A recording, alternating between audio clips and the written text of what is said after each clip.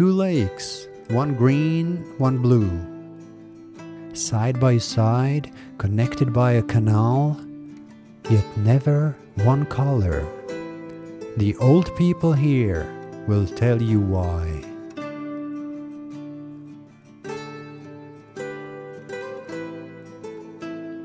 A princess with green eyes lived in a castle above this crater. Her father, the king, never let her out of his sight, but one day she heard a flute. She slipped through the gate and followed the music into the hills. There she found a shepherd boy with eyes as blue as the sea.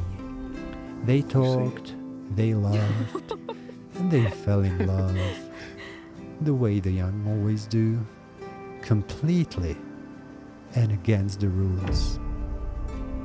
When the king found out, he forbade them to ever meet again.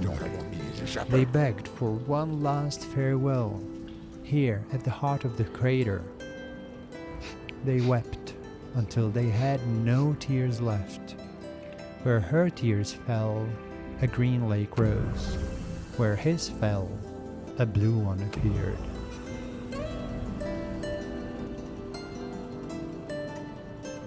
Fire made the crater, the emptiness.